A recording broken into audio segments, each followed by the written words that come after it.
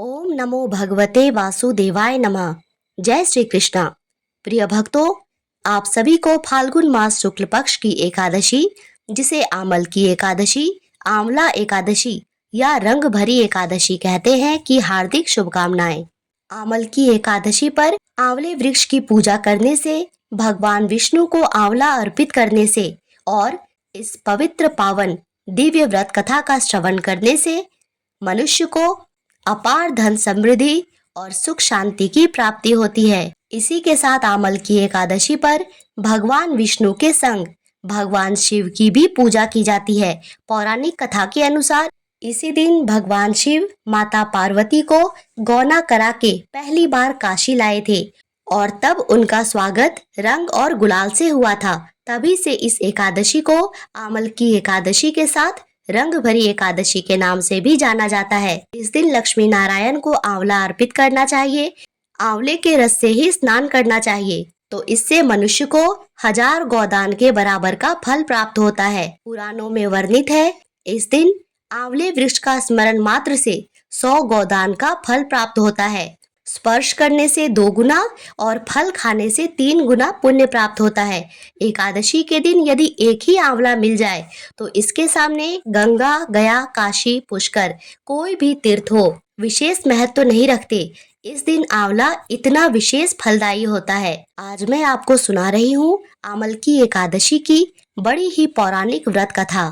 तो आइए बड़ी ही श्रद्धा से इस पौराणिक कथा को सुनते हैं। सूत जी ने कहा, हे विप्रो, प्राचीन समय की बात है। महान राजा मानधाता ने वशिष्ठ जी से पूछा, हे वशिष्ठ जी, यदि आप मुझ पर प्रसन्न हैं तो ऐसे व्रत का विधान बताने की कृपा करें जिससे मेरा कल्याण हो। महर्षि वशिष्ठ जी ने कहा, हे राजन, सब व्रतों से उत्तम और अंत में मोक्ष देने वाला आमल की एकादशी का व्रत है। राजा मानधाता ने कहा, हे ऋषि श्रेष्ठ, इस आमल की एकादशी के व्रत की उत्पत्ति कैसे हुई? इस व्रत को करने के क्या विधान है? हे वेदों के ज्ञाता, कृपा कर यह सब मुझे विस्तार पूर्वक बताएं।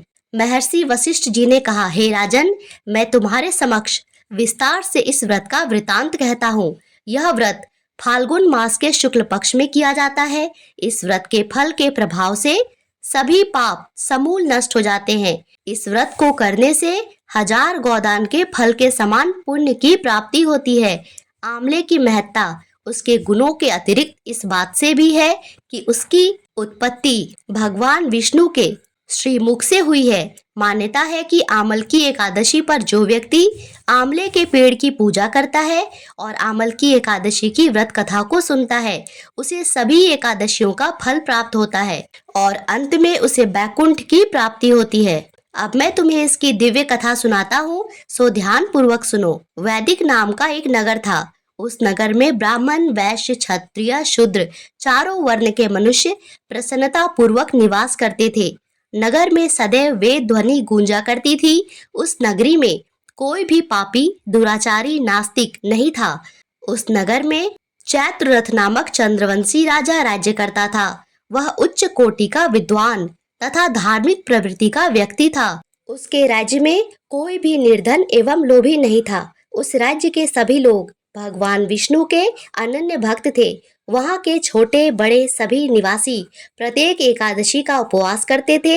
एक बार फाल्गुन मास के शुक्ल पक्ष की आमल की नामक एकादशी आई। उस दिन राजा एवं प्रत्येक प्रजाजन, वृद्ध से बालक तक, सबने आनंद पूर्वक उस एकादशी का उपवास किया। राजा अपनी प्रजा के साथ मंदिर में आके कलश स्थापित करके तथा धूप, दीप, नैवेद्य, पंचरत्न इत्यादि से धात्री का पूजन करने लगे। वे सभी धात्री की इस प्रकार स्तुति करने लगे, हे धात्री, आप ब्रह्मा स्वरूपा हैं। आप ब्रह्मा जी के द्वारा उत्पन्न हैं तथा सभी पापों को नष्ट करने वाली हैं। आपको नमस्कार है। आप मेरा अर्घ्य स्वीकार करें। आप श्री रामचंद्र जी के द्वारा सम्मानित है। मैं आपसे प्रार्थना करता हूँ, मेरे सभी पापों का हरण करो। उस मंदिर में रात को सभी ने जागरण किया। रात के समय उस स्थान पर एक बहेलिया आया। वह महापापी दुराचारी था। अपने कुटुंब का पालन वह जीव हिंसा करके करता था और भूख प्यास से अत्यंत व्याकुल था। कुछ भोजन पाने की इच्छा से वह मंदिर के एक कोने में बैठ गया। उस स्थान पर बैठकर वह भगवान विष्णु की कथा तथा एकादशी महात्म्य को सुनने लगा। इस प्रकार उस बहेलिये ने संपूर्ण रात्रि अन्य लोगों के साथ जागरण कर व्यतीत की। प्रातःकाल सभी लोग अपने अपने वास पर चले गए। इस प्रकार वह बहेलिया भी अपने घर चला गया और वहां जाकर भोजन किया। कुछ समय व्यतीत होने के पश्चात उस बहेलिया की मृत्यु हो गई।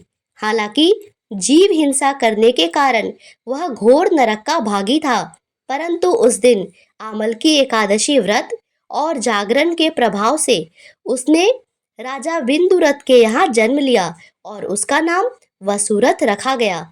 बड़ा होने पर वह चतुरंगी सेना सहित तथा धन्य धान्य से युक्त होकर 10,000 ग्रामों का संचालन करने लगा। वह तेज में सूर्य के समान, कांति में चंद्रमा के समान, वीरता में भगवान विष्णु के समान और क्षमा में पृथ्वी के समान था।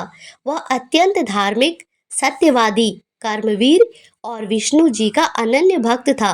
वह प्रजा का समान भाव से पालन करता था। दान देना उसका नित्य का कर्म था।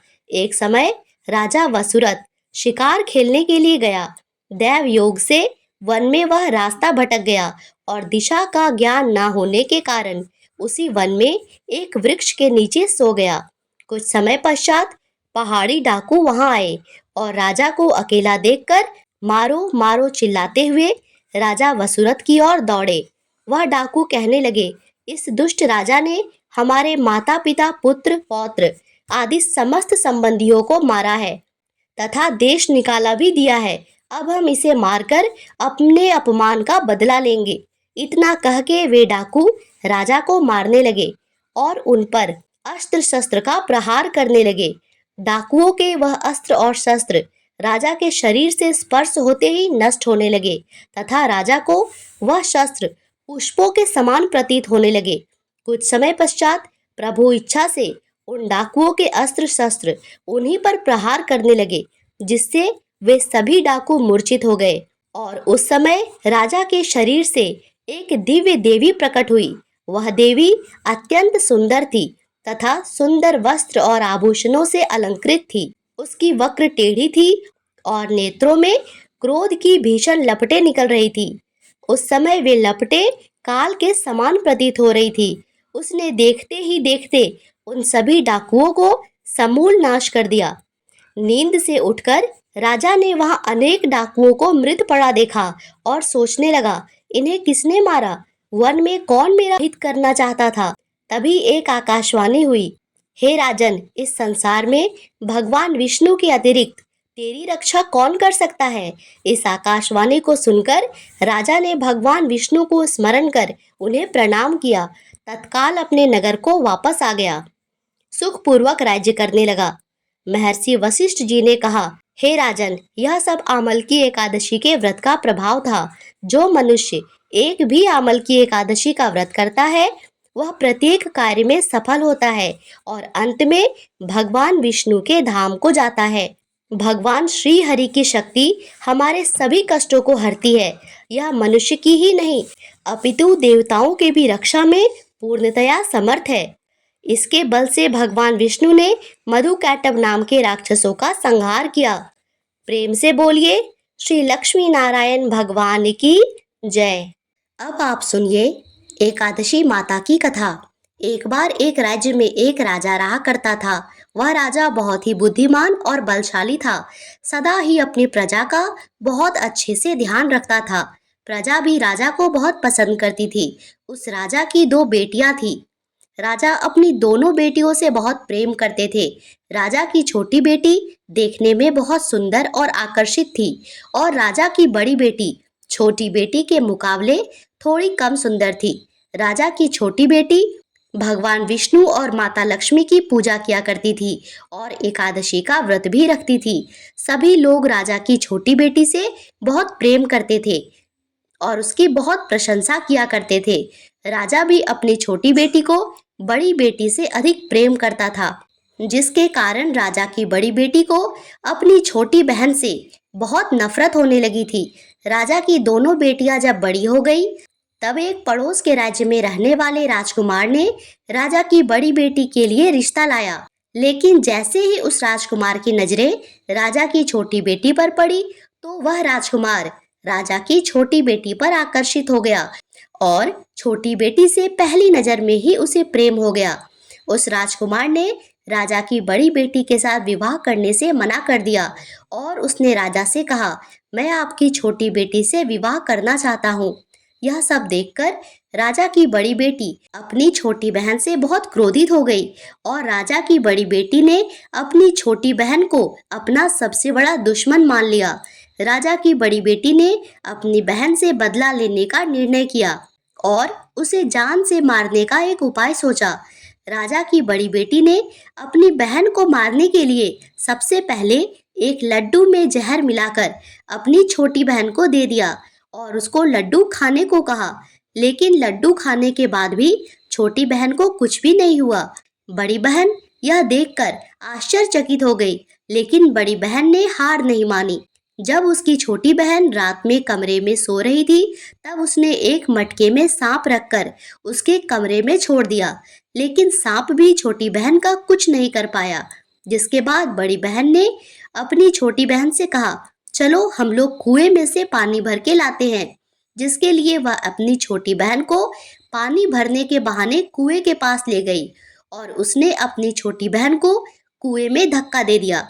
लेकिन छोटी बहन को तब भी कुछ नहीं हुआ, क्योंकि हर बार ग्यारस माता उसकी रक्षा कर रही थी और इधर बड़ी बहन अपने सारे प्रयास के बाद भी असफल हो रही थी, जिससे वह बहुत क्रोधित हो गई और फिर उसने अपनी छोटी बहन के पास जाकर उससे प्रश्न किया, हे बहन, क्या तुमको पता है कि भगवान ने सबकी मृत्यु एक निश्चित समय पर लिखी है और कैसे तुम्हारी या मेरी मृत्यु होगी?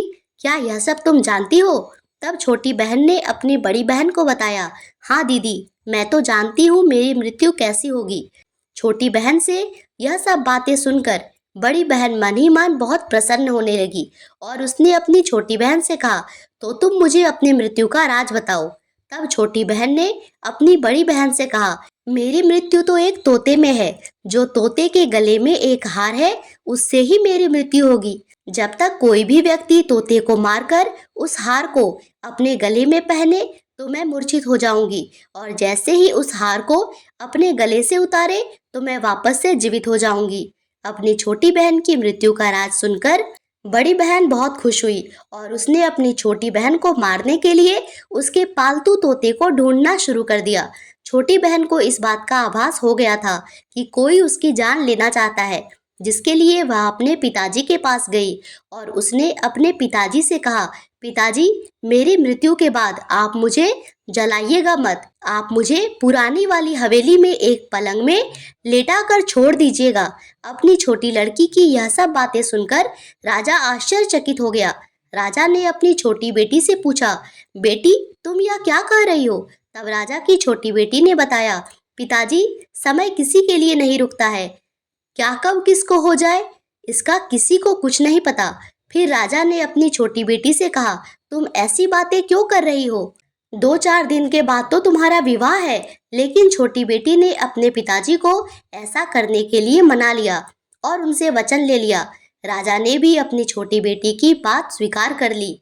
2-3 दिनों के बाद जब शादी का समय आया, तब राजकुमार बारात लेकर राजा के घर आया और राजकुमार और राजा की छोटी बेटी का विवाह शुरू हो गया। जैसे ही राजा की छोटी बेटी राजकुमार के साथ फेरे लेना शुरू करती है, तो उसकी बड़ी बहन अपनी छोटी बहन के कमरे में जाकर उसके तोते को पकड़ लेती है और उसको जान से मार देती है और तोते के गले में जो हार था, उसको अपने गले में धारण कर लेती है। जैसे ही बड़ी बहन ने उस हार को अपने गले में धारण किया, उधर छोटी बहन 3.5 फेरे ही ले पाती है और वहीं पर बेहोश होके गिर जाती है। जिसके बाद राजा ने बड़े बड़े वैद्य हकीमों को बुलाया और अपनी छोटी बेटी का इलाज करने को कहा। जब वैद्य ने छोटी बेटी को देखा, तो राजा को बताया कि आपकी छोटी बेटी तो अब जीवित ही नहीं है। राजा ने अपने वैद्य और हकीम को यह बात बाहर बताने से मना कर दिया और उनसे कहा, अगर तुमने यह बात किसी को भी बाहर बताई तो हम तुम्हें फांसी दे देंगे। राजा ने अपनी छोटी बेटी को पुराने महल में ले जाकर एक पलंग पे लिटा दिया। जैसा उसने अपनी छोटी बेटी को वचन दिया था बिल्कुल वैसा ही किया। वहां पर कुछ सैनिकों को तैनात कर दिया। इसके बाद राजा वापस अपने महल पे आ गया। इधर राजा की बड़ी बेटी अपने पिताजी के पास गई और कहने लगी, हे पिताजी, अगर यह शादी संपन्न नहीं हुई तो आपकी इज्जत का क्या होगा? आप कहें तो आपकी इज्जत बचाने के लिए मैं राजकुमार से शादी करने के लिए तैयार हूँ। जिसके बाद राजा ने अपनी बड़ी बेटी की बात मान ली और राजा ने बड़ी बेटी को छोटी बेटी के कपड़े पहनाकर मंडप में भेज दिया। लेकिन राजकुमार यह जान गया कि यह राजा की छोटी बेटी नहीं है बल्कि बड़ी बेटी है और राजकुमार ने शादी करने से मना कर दिया। लेकिन राजकुमार के घर वालों ने राजकुमार को शादी करने के लिए मना लिया और इस प्रकार राजा की बड़ी बेटी के साथ राजकुमार की शादी संपन्न हुई। जिसके बाद राजकुमार राजा की बड़ी बेटी को अपने महल में ले गया। विवाह होने के बाद राजकुमार ना तो उससे बात करता, ना वह उसे पसंद करता था, ना ही उसके आसपास भी भटकता था। इधर राजकुमार ने यह फैसला लिया कि वह अपनी प्रेमिका को ढूंढकर रहेगा जिसके साथ उसकी शादी हो रही थी और जिसके साथ उसने 3.5 फेरे भी लिए थे। एक दिन राजकुमार अपने घोड़े पर सवार होकर राजा के पुराने महल के पास पहुंचा, जहां पर उसने कुछ सैनिकों को महल के पास देखा। जब राजकुमार ने उस महल को ध्यान से देखा तो वह समझ गया कि यह तो हमारे ससुर जी का महल है। तब राजकुमार ने सैनिकों से पूछा, तुम लोग यहाँ क्या कर रहे हो और इस महल के अंदर उस पलंग में कौन लेटा है? जिसके बाद सैनिकों ने बताया कि यहाँ पर राजा की छोटी बेटी लेटी है। यह सुनकर राजकुमार बहुत प्रसन्न हो गया और वह तुरंत अपनी पत्नी के पास पहुंचा और उसकी सेवा करने लगा। जैसे ही रात हुई तो राजा की छोटी बेटी उठकर खड़ी हो गई। राजकुमार यह देखकर बहुत खुश हो गया और उसने अपनी प्रेमिका से पूछा, तुम यहाँ पर क्या कर रही हो? तुम मेरे साथ घर चलो। राजा की छोटी बेटी ने राजकुमार को सारी बातें बता दी। मेरी जान एक तोते में बसती थी और मैंने यह बात सिर्फ अपनी बड़ी बहन को बताई थी। मुझे पता है कि उसने ही मुझे मारने का प्रयास किया है। उसके पास एक हार है जिसको वह सुबह पहन लेती है और रात को उतार देती है। जब वो हार को पहन के रखती है तब तक मैं मूर्छित रहती हूँ और जैसे ही वो हार उतार देती है वैसे ही मैं जीवित हो जाती हूँ और मैं ऐसे ही जीवित और मूर्छित होती रहूंगी जब तक मेरी बहन के पास मेरा वो हार रहेगा। और जब वो हार हमेशा के लिए मेरे पास आ जाएगा तो मैं फिर से जीवित हो जाऊंगी। राजकुमार यह सब बातें सुनकर राजा की छोटी बेटी के पास ही रहने का निर्णय कर लेता है और उसने अपने सारे बचे हुए फेरे उस पलंग में लेटी हुई राजा की छोटी बेटी के साथ ही ले लिए और अपना विवाह पूर्ण कर लिया। देखते ही देखते कुछ समय में राजा की छोटी बेटी और राजकुमार की पत्नी गर्भवती हो गई। एक दिन राजकुमार को किसी काम से बाहर जाना पड़ा। तब छोटी बेटी के पेट में बहुत तेज से दर्द होने लगा। जिसके बाद उसने माता का आवाहन किया और 11 माता वहां प्रकट हुई। उन्होंने अपने भक्त के सारे दर्द को दूर किया और एक पुत्र की प्राप्ति कराई। तभी वहां पे राजकुमार भी पहुंच गया और जब राजकुमार ने 11 माता को देखा तो वह आश्चर्यचकित हो गया। फिर उसने माता को प्रणाम किया और माता ने राजकुमार से कहा, जब तुम्हारा पुत्र 5 वर्ष का हो जाए तब तुम जाकर अपनी पत्नी का हार उसके गले में डाल देना। देखते ही देखते राजकुमार और राजा की छोटी बेटी का पुत्र 5 वर्ष का हो जाता है और राजकुमार अपने बेटे से कहता है, बेटा मैं कुछ काम के लिए बाहर जा रहा हूँ, तुम अपनी माता का ध्यान रखना। और वह वहां से चला जाता है। राजा को उस महल से बाहर निकलता बड़ी बहन के सैनिक देख लेते हैं और सारी बातें जाके बड़ी बहन को बता देते हैं। जिसके बाद बड़ी बहन छोटी बहन के पुत्र को वहां से उठा लेती है और उसको मरवा देती है और छोटी बहन के पुत्र के 2 टुकड़े करवा देती है। पहला टुकड़ा चक्के के पास छुपा देती है और दूसरा टुकड़ा अपने पलंग के नीचे रख लेती है। यह सब देखकर 11 माता एक भिखारी का रूप धारण कर उसके पास जाती है और भिक्षा मांगती है। तब बड़ी बहन अपने नौकरों से कहती है, जाकर भिक्षा दे दो। लेकिन जैसे ही नौकर 11 माता को भिक्षा देने के लिए आते हैं तो माता उन्हें मना कर देती है और कहती है, मैं तुम्हारी महारानी से ही भिक्षा लूंगी। जिसके बाद बड़ी बहन स्वयं ही भिक्षा देने के लिए 11 माता के पास आती है। तब माता एक बिल्ली का रूप लेकर उसके कमरे में जाती है और वहां पर छोटी बेटी के पुत्र के दोनों टुकड़ों को आपस में जोड़ देती है और उसे जीवित कर देती है और अपने साथ वापस ले जाती है। राजकुमार अपने बेटे को लेके अपनी पत्नी के पास जाता है और कहता है, तुम इसका ध्यान रखना, अगर तुम इस बच्चे का अच्छे से ध्यान रखोगी तो मैं तुमसे बात करूंगा।